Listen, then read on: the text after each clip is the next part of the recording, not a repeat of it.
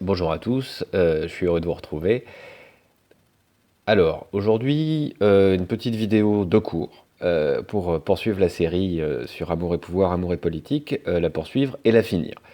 C'est donc le dernier cours de la série Amour et pouvoir, Amour et politique. Alors, d'abord, une petite introduction avec introduction sur le mouvement qui se passe en ce moment dans les universités et surtout à Tolbiac pour ce qui nous concerne. Une petite introduction sur la vidéo et puis une petite introduction du cours. Allez, introduction mouvement. Alors, euh,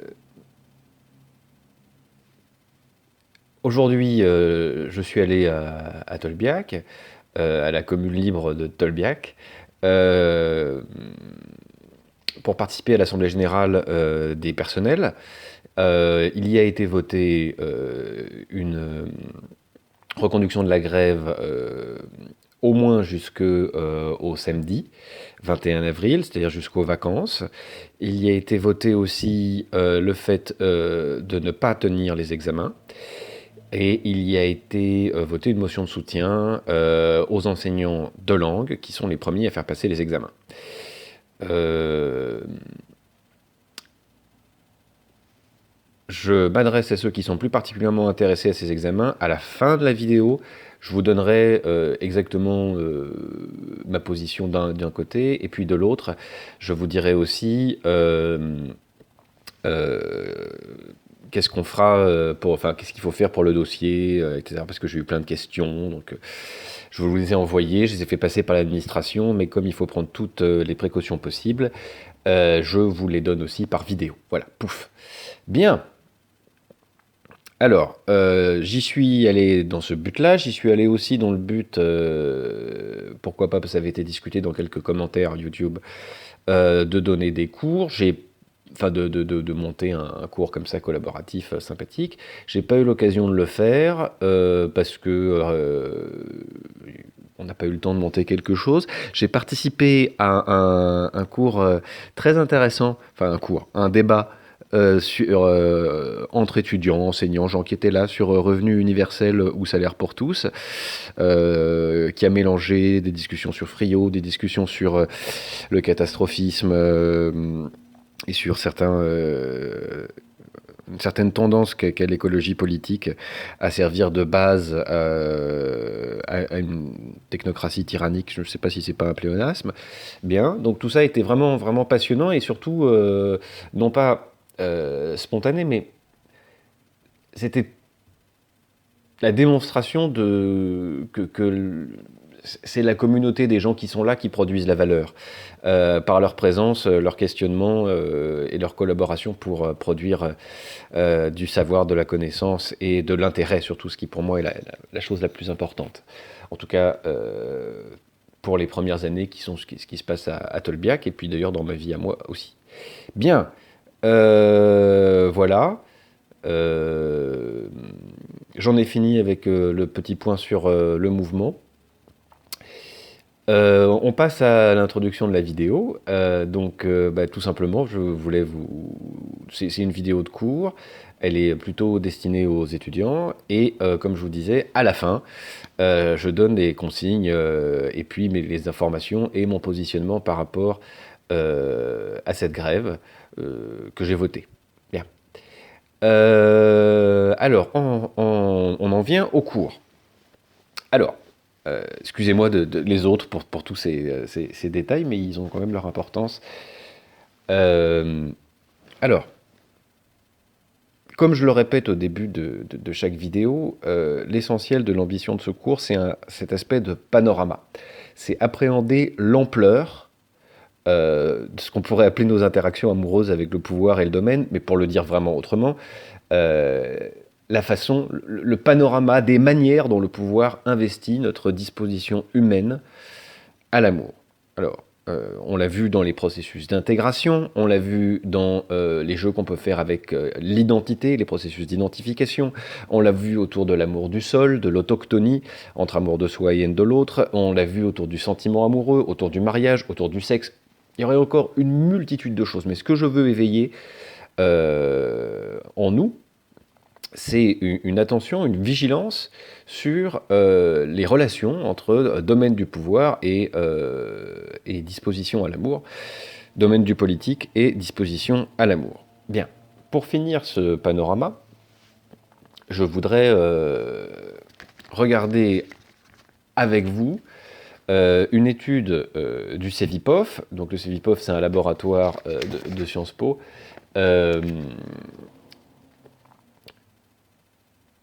Oui, c'est ça, un laboratoire de Sciences Po, qui s'appelle Famille, Amour, Amis et Politique. Alors, de quoi ça parle? Ben, ça parle vraiment du couple, de la vie amoureuse, en couple ou non, des relations avec les enfants, avec la famille, avec les grands-parents, avec les oncles, les tantes, etc. Et la politique. C'est-à-dire comment est-ce que nos opinions politiques, nos valeurs, nos pratiques politiques impactent ou sont impactées par la famille, l'amour et les amis. Bien. Alors, je voulais finir avec ça parce que, une fois encore, mais avec un angle différent, ça nous permet de voir comment est-ce que, et la plupart du temps de manière très discrète et inconsciente, nous sommes investis, ou nous investissons les domaines du pouvoir, les domaines du politique, à l'intérieur de notre vie sentimentale, de notre vie amoureuse, et que ce soit de l'amour filial, etc., etc. Bien. Voilà. J'aurais pu être beaucoup plus spécifique. J'ai déjà donné un cours qu'à mon avis vous devez pouvoir retrouver dans les vidéos, mais je ne vais pas vous lancer dans cette grande aventure parce qu'il commence à y en avoir vraiment beaucoup. J'aurais pu être plus spécifique et par exemple revenir à Georges Ballandier et vous parler du chapitre 3 d'anthropologie politique et vous parler donc le chapitre 3 il s'appelle Parenté et pouvoir. Et qui va s'intéresser à la façon dont dans certaines sociétés, et notamment les TIV du Nigeria, certaines sociétés lignagères ou segmentaires, des sociétés sans État, l'essentiel des fonctions du pouvoir, l'essentiel du domaine du pouvoir est contenu dans l'organisation de la vie familiale, avec par exemple donc des familles lignagères comme ça, vous avez plusieurs lignes, et des rapports de pouvoir qui sont réglés essentiellement par l'âge, et par la proximité avec l'ancêtre premier, et puis ensuite des rapports très étonnants dans lesquels vous avez une concurrence entre les lignages, mais une solidarité générationnelle. Ce qui veut dire que les gens d'un même lignage sont concurrents de ceux de l'autre lignage, mais par contre, les gens d'une même génération sont solidaires contre ceux de la génération du dessus. Et alors ensuite, il fait un travail sur la façon dont, par exemple, la famille va déterminer le rapport au sol, au territoire, pour être plus simple. Bien. Voilà. Alors, on aurait pu aller par là et travailler sur la façon dont la totalité ou la plus grande partie des fonctions rattachées au domaine du pouvoir et au domaine du politique sont prises en charge par la famille. C'est-à-dire quand la famille, c'est l'État. Mais il m'a semblé qu'il était plus intéressant d'ouvrir plus la perspective en regardant comment le domaine du pouvoir investit la famille et surtout comment il le fait aujourd'hui de façon discrète. En d'autres termes, je ne voulais pas folkloriser ce thème-là.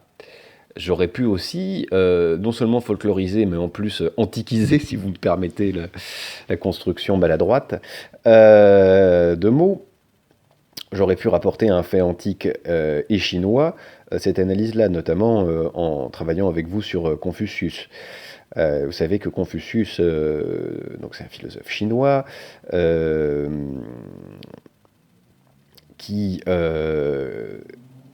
alors qu'il est dans un moment où la Chine, j'ai peur de vous dire une bêtise, mais je crois que c'est au 5e siècle, au 6e siècle avant Jésus-Christ, quelque chose comme ça, alors que la Chine est en proie à de violents conflits féodaux, Confucius propose un un modèle de piété filiale, c'est-à-dire un modèle dans lequel le fils doit obéir absolument à son père et le frère aîné doit obéir, le frère cadet doit obéir sans condition au frère aîné. Et en réalité, ce modèle-là, il a été développé, ou il a été utilisé essentiellement comme un moyen d'apaisement politique.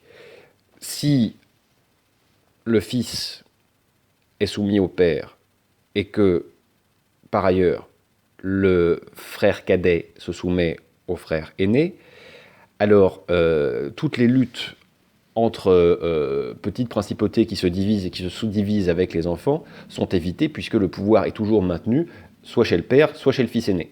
Bien. Ça aurait été un autre modèle de vous montrer comment la famille participe et comment la politique familiale, si on veut bien, participe du politique. Mais pour moi, il est en quelque sorte trop grossier. Je veux dire par là, c'est trop évident. Et il me semblait plus intéressant pour vous proposer d'affiner notre sensibilité au rapport entre amour et pouvoir et amour et politique, de rentrer dans quelque chose de beaucoup plus discret. Bien, et on reviendra sur cette notion de discrétion. Bien. Par ailleurs, ça nous permet, pour finir l'année, de regarder comment est-ce qu'on s'y prend avec une étude d'opinion. Qu'est-ce qu'on fait avec ça? Alors, première chose, ça ressemble à ça, une étude d'opinion. Si on est un brontosaure, comme votre serviteur, on l'imprime. Bon, pardon, si on est un brontosaure et qu'on a une imprimante, ou qu'on dispose d'une imprimante. Donc on l'imprime. Ensuite, on lit toutes les petites lignes. Alors, par exemple, qui a réalisé pour le Cevipof l'étude? Opinionway. Ce n'est pas forcément neutre. Mais sur un thème comme famille, amour, amis et politique, l'impact est relativement faible. Mais de toute façon, c'est le Cevipof qui a fourni les questions. Bien. Alors, ensuite, on regarde la date. Alors, vous m'excuserez, elle est un peu datée, mais elle collait tellement bien au sujet du cours que je l'ai prise. Elle date de juin 2011. Bien. Ensuite, on n'oublie pas de regarder, et c'est disponible systématiquement, ce chapitre-là. Parce que les instituts de sondage sont tenus de la fournir. Cette feuille-là, qui est donc la méthodologie. Alors, étude réalisée auprès d'un échantillon de 1908 personnes représentatives de la population française âgée de 18 ans et plus. Ça, c'est intéressant, parce qu'on a l'impression d'avoir une étude solide. Plus de 1000 personnes pour une étude quanti, c'est pas mal. On retiendra qu'il a été fait sur des personnes majeures. Bien. Alors, l'échantillon a été constitué selon la méthode des quotas, au regard de critères de sexe, d'âge, de catégorie socio-professionnelle, de catégorie d'agglomération et de région de résidence. Donc, on a là quelques assurances, en quelque sorte, sur la qualité du travail. On n'a pas pris que des gens qui habitent dans des campagnes, âgés de plus de 80 ans, qui seraient tous des hommes, et par ailleurs, je sais pas moi, planteurs de choux, quoi, que j'ai rien... Bref, peu importe. Voilà. Alors, ensuite, mode d'interrogation. L'échantillon a été interrogé en ligne. Alors ça, c'est un vrai souci. C'est un vrai souci, et moi, en tant que chercheur, je ne suis pas sûr du tout que les instituts de sondage aient réellement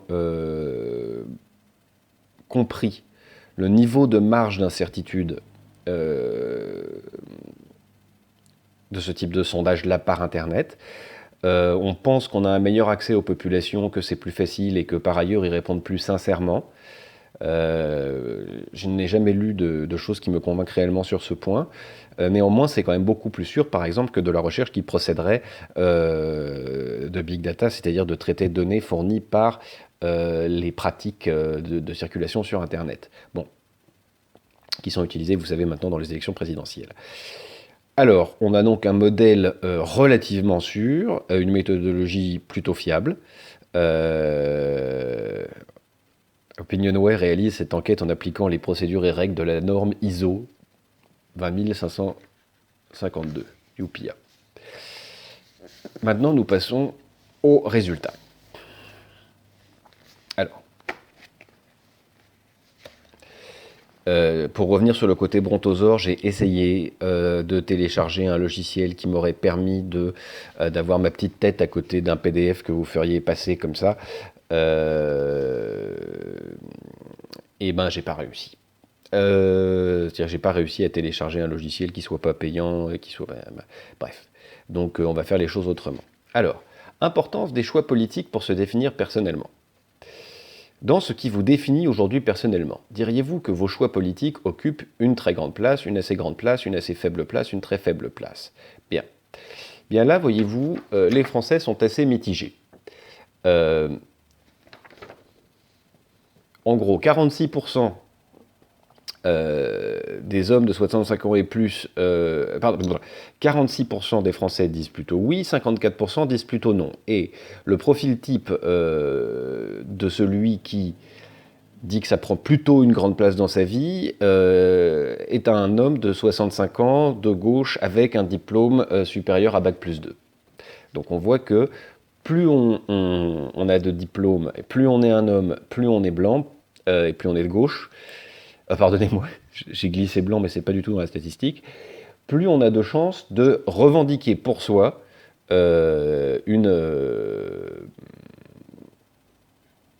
comment dire, un intérêt pour la politique. Alors ensuite, sur le degré de politisation. Alors,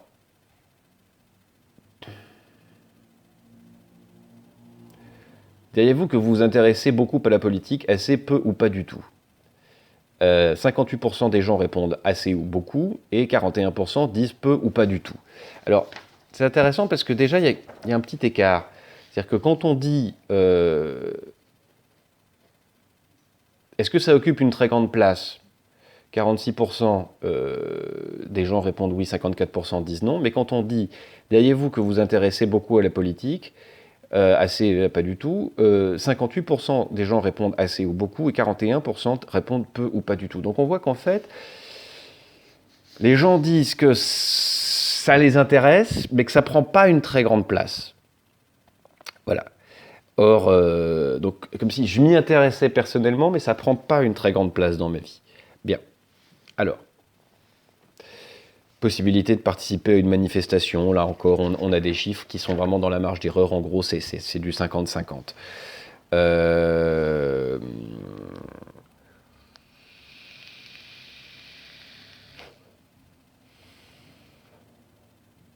Diriez-vous que depuis que vous êtes en âge de voter, vous avez voté à toutes les élections, à presque toutes les élections? 85% de répondants positivement. Et donnée importante, c'est les personnes âgées qui votent vraiment le plus. C'est-à-dire que 65 ans et plus, 95% répondent qu'ils ont voté à toutes les élections ou à presque toutes les élections. Alors, on rentre un petit peu dans le vif du sujet avec cette page-là.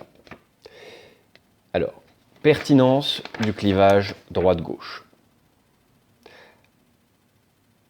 Avec laquelle de ces deux opinions êtes-vous le plus en accord? Les notions de droite et de gauche sont toujours valables pour comprendre la prise de position des partis et des hommes politiques? Ou les notions de gauche et de droite sont dépassées, ce n'est plus comme cela qu'on peut juger les prises de position?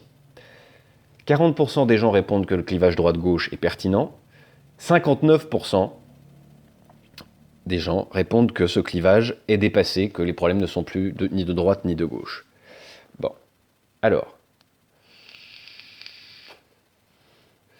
Maintenant, on regarde plus finement le sondage.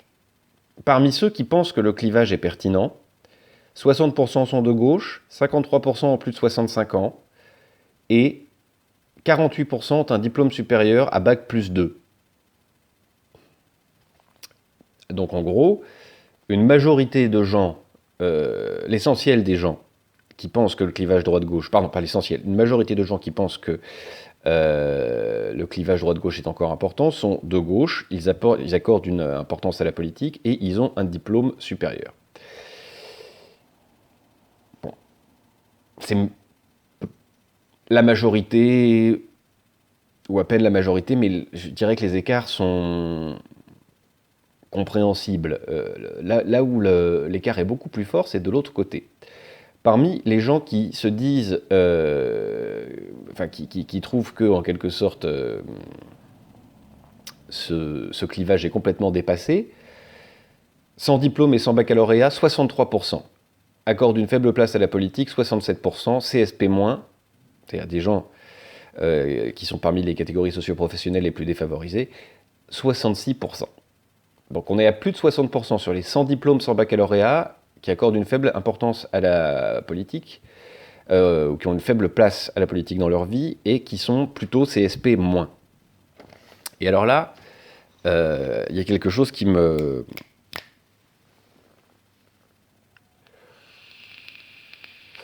alerte ma vigilance.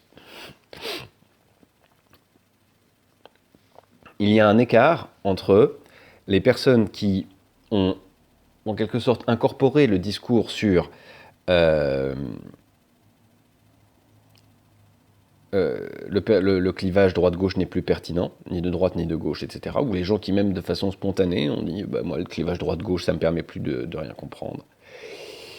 Et puis, les classes qui l'ont produite. En d'autres termes, que ce soit spontané ou non, que ce soit en incorporant un discours produit ou par eux-mêmes, une grande part des personnes à CSP- et sans diplôme ont admis l'idée que, dans le fond, clivage droite-gauche, ça marche plus.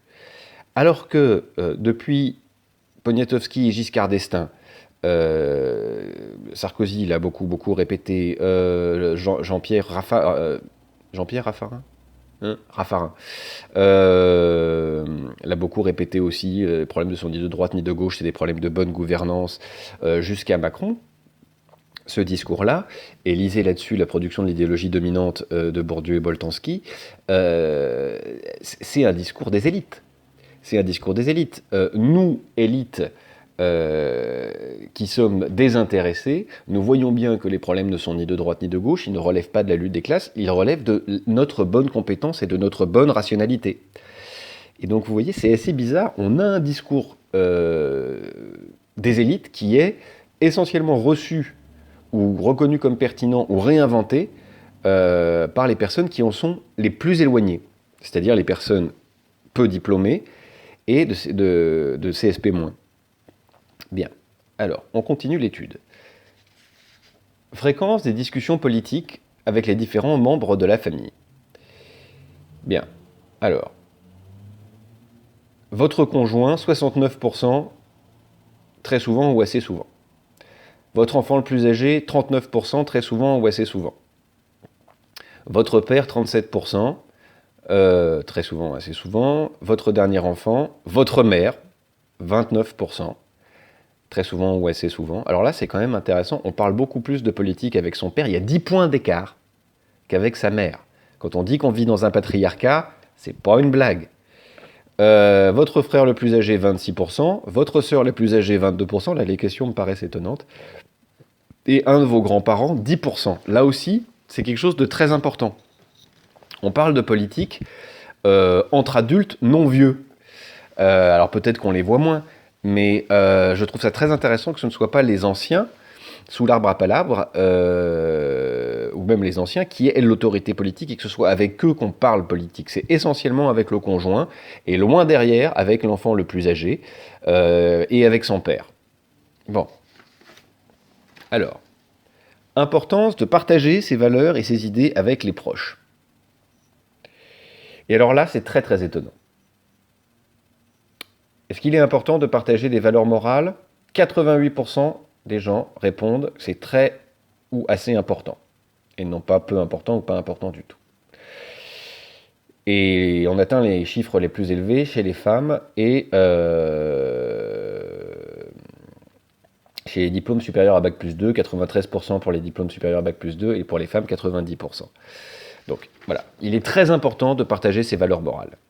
Est-ce qu'il est important de partager vos principes d'éducation des enfants ? Je vous la laisse comme ça vous la voyez un peu. 79% des gens répondent oui. Est-ce qu'il est important de partager ses goûts artistiques ou culturels ? 45% des gens répondent que c'est important ou très important. Est-ce qu'il est important de partager vos opinions politiques, alors là, on n'est plus qu'à 30%. On n'est plus qu'à 30%. Vos convictions religieuses, on est à 25%. Mais voyez la différence, il est presque 3 fois plus important. Enfin bref, pardon. Il y a 3 fois plus de gens qui trouvent important de partager ces valeurs morales plutôt que les opinions politiques. Bien. Ce qui d'ailleurs indique vraiment une espèce de séparation dans la conceptualisation entre valeurs morales et valeurs politiques. Quand on fait de la politique, on ne fait pas de la morale, mais la politique est aussi affaire de morale. La politique, c'est la répartition des biens, des statuts et le mode de régulation des conflits, mais il n'en demeure pas moins, par exemple, que quand on est... Tiens, je vais prendre un exemple de...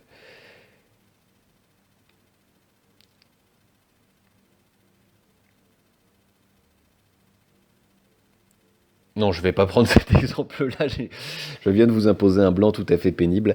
On peut tout à fait, au nom de telle ou telle morale, faire des politiques qui sont opposées. On peut, au nom d'une politique de générosité, créer de la pauvreté ou briser des solidarités, mais peu importe. Ces valeurs morales-là sont mobilisées dans le champ politique. Bien. Alors, attitude adoptée face à une discussion politique conflictuelle. Ça, c'est très intéressant. La majorité des gens, 51% des gens, changent de sujet. 37% continuent la discussion pour défendre vos idées, mais sans aller jusqu'à vous fâcher. Donc en gros, on a quand même, là, pour l'instant, 88% des gens qui cherchent une issue non conflictuelle. Vous continuez les discussions pour défendre vos idées, même si cela doit conduire à fâcher, c'est 8% seulement. Et vous quittez la table, 3%. Donc en gros, on a 88% des gens qui cherchent une issue pacifique et 11% des gens qui continuent jusqu'au conflit. Attention, c'est très très important. C'est très important. Ça signifie que lorsqu'on est entre amis, à table, en famille, toujours à table, en couple, en amoureux, toujours à table, on n'a pas de conflit politique. Typiquement, c'est la caricature, on ne parle pas de politique. Mais moi, je voudrais extrapoler un peu. Est-ce qu'il n'y a pas, par exemple, deux conceptions de la politique qui s'affrontent aujourd'hui, même si un des camps a visiblement un peu perdu, entre une approche consensualiste, et qui est dominante, et une approche conflictuelle? La démocratie, c'est le conflit, fondamentalement. C'est la mise en contact d'opinions qui divergent sur tout, sauf sur le fait de pouvoir entrer en débat. Et on cherche à se convaincre, on cherche à se débattre, et à la fin, c'est la majorité qui l'emporte.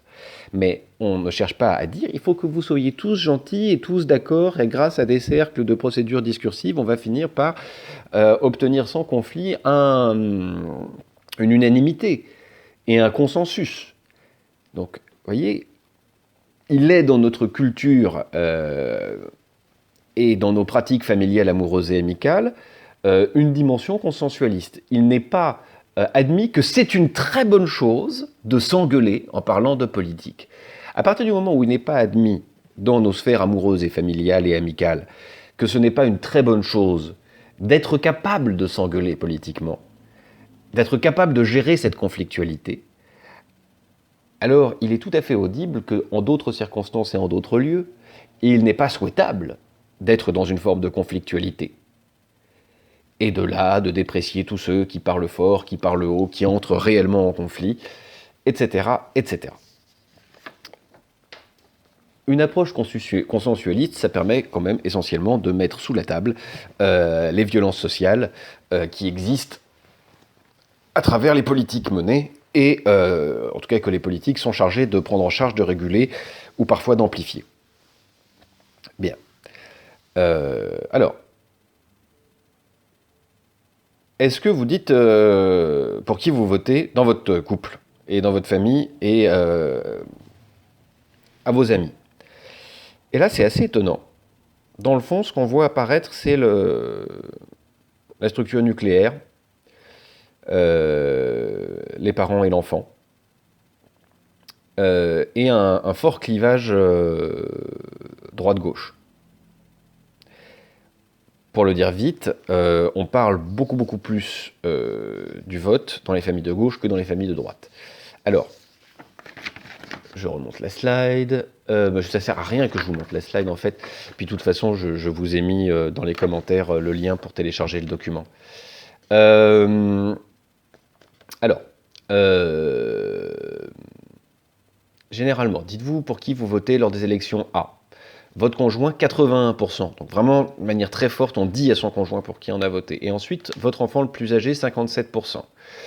Puis votre mère, 54, votre dernier enfant, 53, votre père, 48, votre ami, 43, votre frère le plus âgé, 43, votre soeur la plus âgée, 42. Donc, essentiellement, donc 88% votre conjoint, et ensuite 57, 55, 53, 48, 43, 43. Alors on prend le premier item. Est-ce que vous le dites à votre enfant le plus âgé?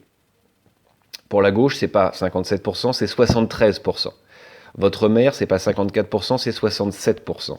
Votre dernier enfant, c'est pas 53%, mais 68%.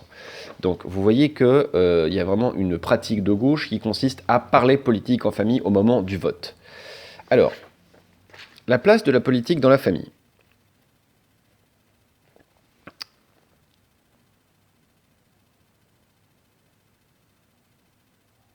Alors, tiens, ça c'est marrant. Êtes-vous tout à fait d'accord avec la phrase suivante? Lorsque j'étais enfant, mes parents se disputaient souvent à propos de la politique. Seuls 6% des gens répondent cela. Ce qui renforce cette idée qu'on a une politique consensualiste. Dans ma famille, on se dispute souvent à propos de la politique. Seuls 13% des gens sont plutôt d'accord avec ça ou d'accord. Pour s'aimer vraiment, il faut partager les mêmes idées politiques. Seuls 22% des gens pensent cela. Et alors là, vous allez voir qu'il va apparaître un énorme écart entre cette croyance, c'est-à-dire qu'il n'y a que 22% qui pensent qu'il est plutôt... Enfin, qui sont d'accord ou tout à fait d'accord avec l'idée que pour s'aimer vraiment, il faut partager les mêmes idées politiques. Ils sont que 22% à le penser, mais ils sont beaucoup plus à le faire. C'est-à-dire à être d'accord sur la politique avant de se mettre en couple. Dans ma famille, depuis plusieurs générations, il y a une vraie tradition politique. Seuls 27% des gens disent oui. Ils sont plutôt d'accord ou tout à fait d'accord. Alors là, on pourrait renvoyer aux travaux de Bourdieu sur la reproduction. À l'évidence, il y a quelque chose comme du déni par rapport à cette situation.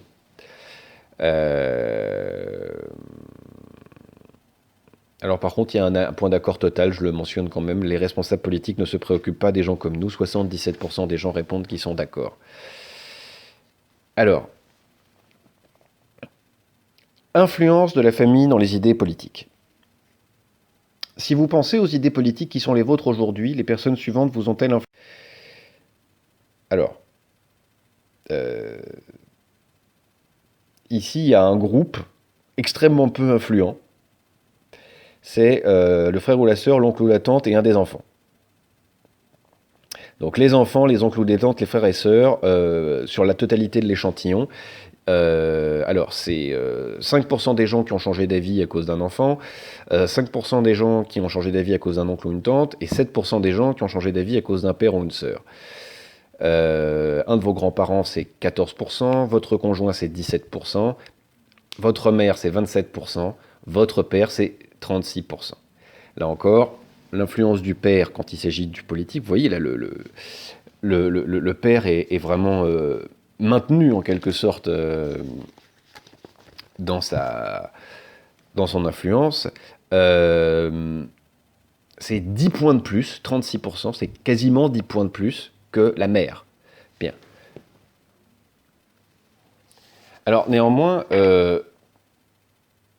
36%, c'est donc plus du tiers des individus répondants qui nous disent que leur père a pu avoir une influence sur leurs opinions politiques. C'est quand même pas neutre. Bien, alors, au moment de voter, des éléments suivants influencent-ils beaucoup, assez peu ou pas du tout votre choix? Discussion avec votre conjoint, 29%, les discussions en famille, 17%, les discussions entre amis, 16%. Donc vous voyez, encore une fois, c'est vraiment la famille nucléaire, quoi. C'est le couple. C'est le couple qui est majoritaire dans l'influence sur la politique. C'est-à-dire que c'est les discussions avec le conjoint qui modifient le plus ou qui influencent le plus le vote. Alors, maintenant, c'est là que les Athéniens s'éteignirent. Écoutez la question. La plupart du temps, les personnes suivantes votent comme moi ou ne votent pas comme moi. La plupart du temps, votre conjoint vote comme moi. Pardonnez-moi. Pour 73% des répondants, la plupart du temps, le conjoint vote pareil. Assez important parce qu'on nous disait précédemment non, mais c'est pas très important. Là, on voit que en réalité, dans les couples, c'est 73% des gens qui votent de la même manière. L'enfant le plus âgé, 63%. Le dernier enfant, 61%, vote. Et bon, entre les frères et sœurs, il y a plus de différence. 53% des gens ont voté comme leurs sœurs et 48% des gens ont voté comme leurs frères. Alors un chiffre intéressant. Comme je vous dis, dans l'échelle nationale, 55% des individus qui sont interrogés, hommes-femmes confondus, tout âge, toute appartenance politique, répondent ouais, la plupart du temps, mon père vote comme moi. Si je passe aux hommes, c'est 60% de l'échantillon qui répond la plupart du temps, je vote comme mon père. Si on passe aux hommes de droite, c'est 69% des gens qui votent comme leur père. C'est marrant comme ça nous parle de figures qui nous semblent extrêmement familières. Bien. La place de la politique dans les relations amoureuses.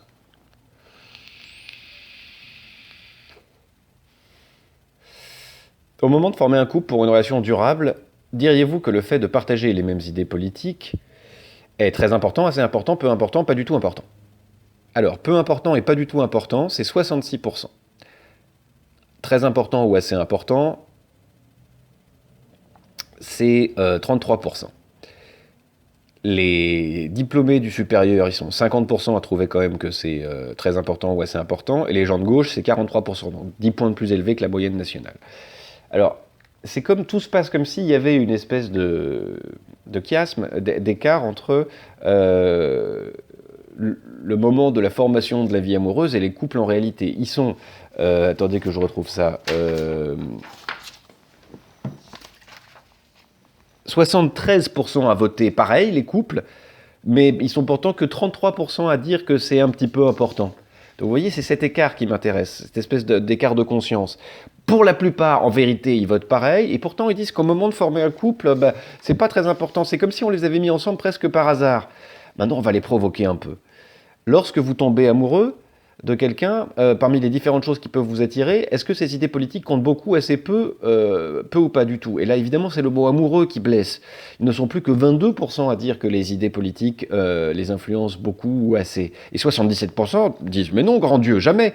77% lorsqu'ils tombent amoureux ne sont pas attirés par l'appartenance politique, en quelque sorte, c'est pas ça qui les attire. Et on retrouve 73% des couples qui votent pareil. Vous voyez, ça c'est génial. Alors, est-ce que c'est le couple? Mais non, puisque c'est pas tellement... En tout cas, si, inconsciemment, c'est ça qui se passe. C'est-à-dire que soit, en fait, en réalité, on est très attiré par les gens qui votent comme nous, ou on est amené à ne fréquenter que des gens qui votent comme nous, mais bon... et par ailleurs, il se forme à l'intérieur du couple, non pas par conformisme, mais simplement une forme d'homogénéisation du vote. Bien. Voilà, le meilleur relais du politique serait peut-être le couple. Bien. Vitesse d'apparition des sujets de politique dans une nouvelle relation amoureuse. Ah, évidemment, c'est pas en boîte ou au travail ou n'importe où que le... Sauf si on a commencé à tomber amoureux en manif, mais ça c'est autre chose. Alors, très rapidement ou assez rapidement, 18% seulement. Et pour les autres, c'est assez tardivement ou très tardivement. Pour plus de 80% des gens, en fait, on parle politique très tardivement. Mais c'est bizarre, soit par homogénéisation, soit par auto-aimantation, il se trouve que la plupart du temps, on vote de la même manière. Bien. Alors là encore, quand on pose les choses à l'échelle du couple, on voit qu'en réalité, on est plutôt dans les moyennes hautes. Alors, à propos de la politique, dans votre couple, est-ce qu'il y a très souvent, assez souvent, rarement ou jamais, un intérêt partagé, 75%, du plaisir à discuter, 67%, des sujets tabous, 6%, des conflits importants, 5%. Alors, vous voyez, là, tout se passe comme si, dans les couples, on a souvent, à propos de la politique, des intérêts partagés, du plaisir à discuter, pas de sujet tabou, et toujours cette politique du consensus, pas de conflit. Alors ça, c'est très, très, très marrant. Euh, Est-ce que je suis prêt à accepter des idées d'extrême droite ou d'extrême gauche chez mon conjoint? Alors, est-ce que je suis prêt à accepter des idées d'extrême gauche? Pour 63%, c'est possible. Est-ce que je suis prêt à accepter des idées d'extrême droite du conjoint? C'est seulement pour 45% que c'est possible. Bien. Et impossible ou difficile, évidemment, des personnes de gauche, 81%. Et c'est toujours aussi intéressant, diplôme supérieur à Bac plus 2, 78% des gens qui trouvent impossible ou difficile de former un couple avec une personne d'extrême droite.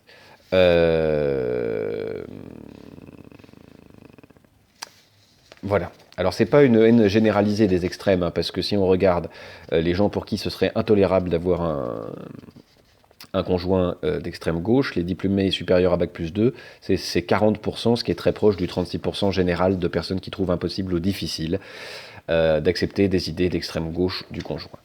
Bien.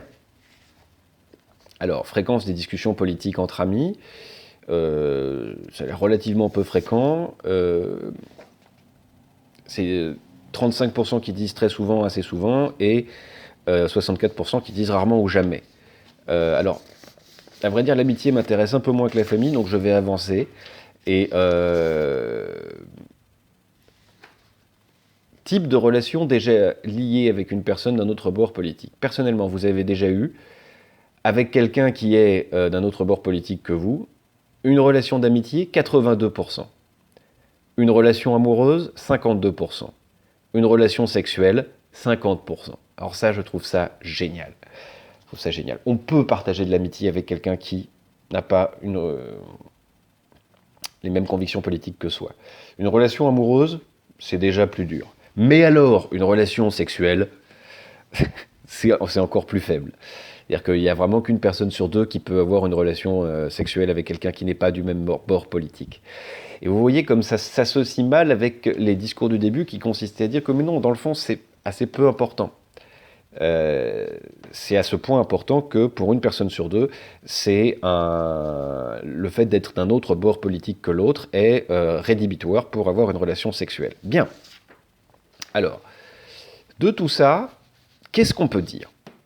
Qu'est-ce qui demeure relativement important? Je ne veux pas être trop contextuel et rester sur les distinctions droite-gauche, bien qu'elles soient intéressantes, et les distinctions tout aussi intéressantes entre CSP et niveau d'études. Vous voyez quels peuvent être les déterminants qui entrent en jeu. Il y en aurait plein d'autres, hein. C'est ceux que cette étude a choisi. Donc essayons d'élargir un peu. Moi, les choses que j'ai retenues, c'est 3 choses. Une forme de déni dans la relation amoureuse de l'impact de l'amour, puisque pour l'essentiel, qu'on le construise ensemble ou qu'on le subisse par prédétermination et recrutement du partenaire amoureux à l'intérieur d'un champ, dans une hiérarchie sociale, et donc reproduction, on se marie avec des gens, on se marie majoritairement, on se met en couple majoritairement avec des personnes partageant les mêmes opinions politiques que soi. En tout cas, on devient des couples. Le couple est un lieu dans lequel, la plupart du temps, on partage les mêmes opinions politiques. Alors, c'est à 73%, on vote pareil. Dans la famille, là aussi, je retrouve un genre de déni, avec des éléments de transmission, des éléments de reproduction, mais aussi et surtout, moi c'est ce qui me paraît le plus important, au-delà du déni dans la relation de couple ou dans la relation familiale, c'est la culture du consensus. La cellule familiale est une cellule où on établit le consensus et où on ne s'attarde pas sur la fécondité du conflit. Donc dans la bataille politique entre conflictualité et consensus, entre dissensus et consensus, pour le dire autrement, entre démocratie et Union européenne, par exemple, qui, dans ces institutions, développe et essaye de faire partager une culture du consensus, et la société civile consensuelle, etc. Euh, la famille est vraiment un relais de tous ceux qui prennent le parti, le couple en tout cas, est réellement un relais de ceux qui prennent le parti du consensus. Bien. Que ce soit pour des tas de raisons culturelles que vous pouvez rapprocher de ce que c'est qu'être une famille, on ne veut pas s'engueuler en famille, on le sort, etc. Oui, mais c'est un lieu où on discute de politique, et c'est un lieu où, quand on discute de politique, on cherche à établir un consensus. Ça n'est pas du tout anodin. Vous comprenez? C'est un lieu de, en quelque sorte, neutralisation ou suspension du politique, et par-delà même, c'est pas neutre ça. C'est pas neutre. C'est quelque chose qui correspond à une certaine culture du pouvoir, et qui est le pouvoir consensualiste, et non pas le pouvoir basé sur la fécondité de la conflictualité. En d'autres termes, l'exercice plein et entier de la démocratie. Bien. Enfin, et honnêtement, je ne l'avais pas anticipé de manière aussi nette, la priorité du père, en quelque sorte. L'expression du pouvoir patriarcal à l'intérieur de la famille, et la relation père-fils comme lieu privilégié de transmission du politique. Alors ça, c'est pas démontré, c'est tel que c'est perçu par les personnes à l'intérieur de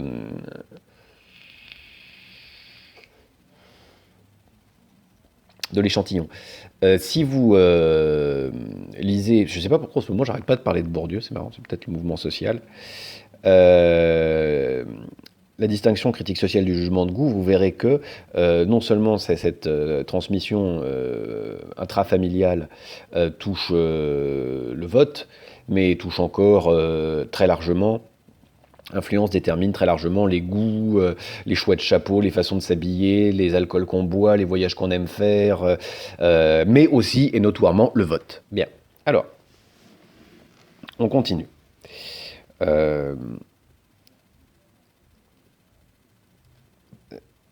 Que ce soit parce que c'est un lieu de transmission de normes, et de valeurs d'ailleurs, et d'éducation religieuse, etc., on en a parlé tout à l'heure, que ce soit parce que c'est un lieu d'homogénéisation du vote, que ce soit parce que c'est un lieu de production de culture du consensus, la famille, aujourd'hui, en France, au-delà d'ailleurs patriarcat, matriarcat, mais en incluant ces dimensions-là, patrilocalité, matrilocalité, famille linéaire, au-delà de ces éléments-là, de manière beaucoup plus concrète, il me semble. Donc c'est un lieu d'influence des choix politiques. Ça n'est pas seulement le lieu d'expression d'éléments du politique, parce que notamment la patriarchie, le matriarcat ou le patriarcat, ça influence évidemment la répartition des statuts et des biens à l'intérieur d'une société. Mais au-delà de ça, même sur quelque chose d'aussi léger et changeant que le vote, si on veut bien, puisqu'on vote pour des personnes différentes, des partis différents au cours de sa vie, etc. La famille est un lieu d'homogénéisation, mais surtout, de consensualisation du vote. Et en quelque sorte, à travers cette transmission de normes, de pratiques, de représentations, il se joue plusieurs choses. Cette notion de consensualisation que je veux garder en tête, et puis par ailleurs, une forme de pérennisation. La famille est un lieu de pérennisation du politique à travers la transmission des valeurs et l'homogénéisation à l'intérieur des couples. Bien. Évidemment, il ne faut pas du tout minimiser la façon dont l'organisation du pouvoir à l'intérieur de la famille, le rôle du père, le rôle de la mère, le rôle des grands frères, le rôle des grandes sœurs, le rôle des enfants, le rôle des oncles, c'est aussi une distribution de statut et de pouvoir. Et voilà. Je voulais néanmoins aujourd'hui insister sur des éléments plus légers, plus mousseux, c'est-à-dire vraiment comment jusqu'à nos opinions politiques, au-delà même de la structure de la famille, tout ça est influencé par le couple, par la famille, etc. Et avec des caractéristiques qu'on peut analyser avec cette étude. Je n'ai pas du tout dit le fin mot ou quoi que ce soit de ce genre sur les rapports entre famille ou entre parenté et pouvoir, et famille et pouvoir. Je veux simplement vous donner des exemples comme ça d'influence et de type d'analyse qu'on peut tirer à partir de là. Bien. Troisième partie du cours, correspondant à la troisième partie de l'introduction, qu'est-ce qu'on fait? Alors, j'ai beaucoup de questions sur... Donc d'abord, le contrôle continu sera assuré. Donc il faut m'envoyer les dossiers. Ça, c'est une chose. Les consignes, je vous les ai mis dans la vidéo du premier cours, je les ai dites et répétées, je les répète, je les ai fait passer par le secrétariat, à rendre avant la dernière séance, c'est-à-dire jeudi prochain, le 19. Dossier de recherche, minimum 10 pages en Word, taille 12, interligne simple, je dis ça parce que j'ai déjà eu la question. Identifier, décrivez et analyser un usage politique de l'amour aujourd'hui en France. Identifier, décrivez et analyser un usage politique de l'amour aujourd'hui en France. Donc comment est-ce qu'à l'intérieur d'un parti, on va utiliser notre disposition à l'amour, par exemple, pour mobiliser?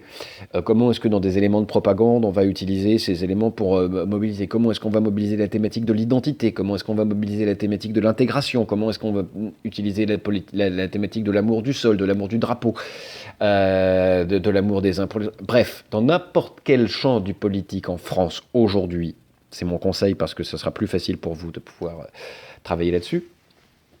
Identifier, décrivez et analyser un usage politique de l'amour. Bien. J'ai déjà eu beaucoup de propositions de sujets qui étaient très intéressantes, sur des thèmes extrêmement divers, que ce soit sur les politiques qui ont impacté le mariage, que ce soit sur des comportements de groupes politiques, que ce soit sur... bref, sur une série de domaines, j'ai eu déjà des sujets intéressants, donc j'ai l'impression que collectivement, vous êtes tout à fait capable de répondre. Si vous avez des questions, vous n'hésitez pas à m'envoyer un mail, je réponds au mail. Bon, voilà. Pouf, pouf. Et évidemment, le dossier, vous me l'envoyez par mail. Pourquoi?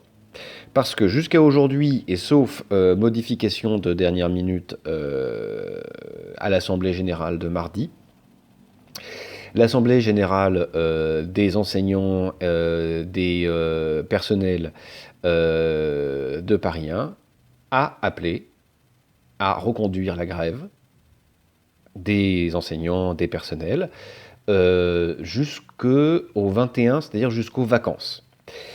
Alors j'ai voté cette grève, par conséquent je serai en grève la semaine prochaine, sauf à ce que nous défassions ce que nous avons fait, ce qui est assez peu probable.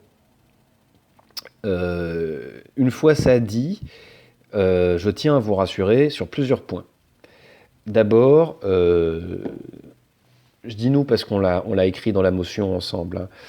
Nous, enseignants et personnels enseignants-chercheurs d'ailleurs, et personnel de l'Université Paris 1, donc personnel de l'Université Paris 1, nous ferons absolument tout ce qui est en notre pouvoir pour que vous ayez votre semestre de manière légale, normale, habituelle. Que ce soit en musclant un peu le contrôle continu, que ce soit en étant plus tolérant du fait des conditions que vous avez eues cette année, que ce soit en reportant les examens, que ce soit en les reportant jusque avant les vacances d'été, parce qu'on est bien conscient que en septembre, vous avez besoin de votre diplôme et de vos notes. Donc, d'une manière ou d'une autre, vous aurez, dès que le gouvernement aura retiré la loi OR et Parcoursup, vos notes. Quoi qu'il arrive, vous l'aurez. Mais néanmoins, on ne fait pas j'allais dire d'omelette sans casser les œufs.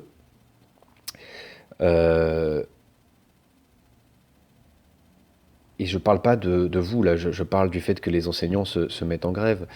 Euh,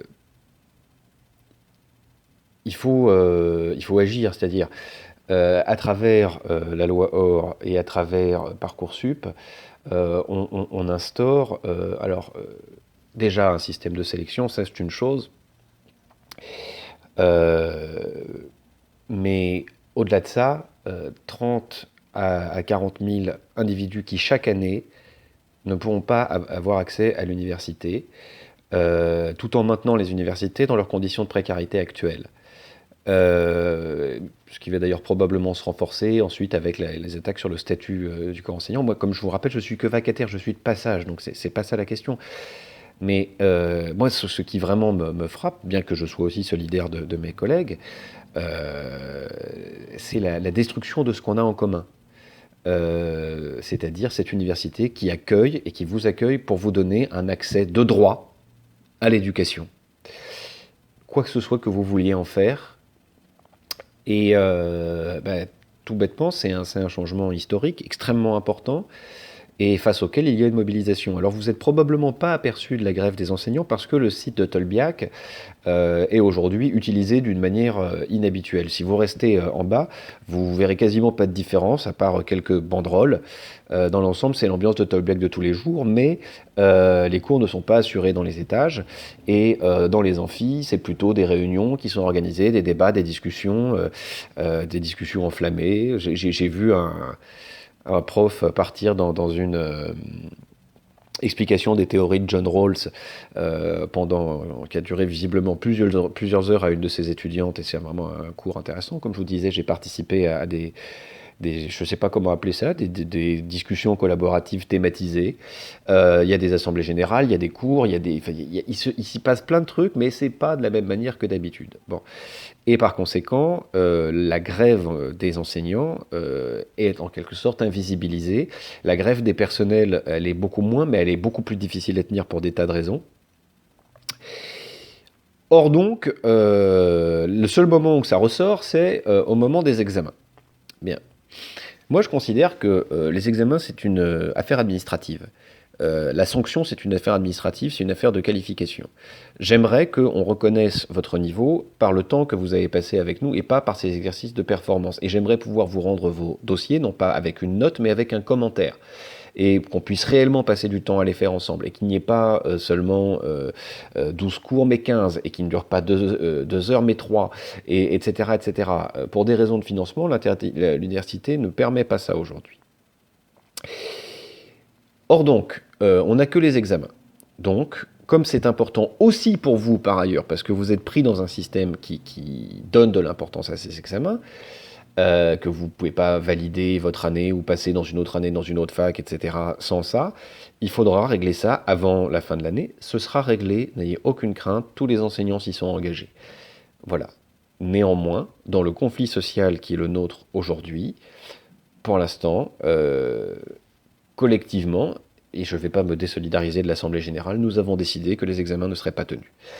Bien, donc pour résumer, les examens ne seront pas tenus, mais d'une manière ou d'une autre, vous aurez votre semestre. Bien. Sur ce, je vous dis pas à la semaine prochaine dans le cadre de ce cours, mais je vous dis à la semaine prochaine dans le cadre de cette chaîne. J'ai été ravi d'avoir cette chaîne YouTube parce que ça m'a permis de quand même continuer ce cours pendant la période de grève, pour les uns et pour les autres. Je veux dire par là pour les étudiants de cette année et pour les copains qui regardent cette chaîne. Salut citoyens et salut et respect à tout le monde. Et puis à bientôt.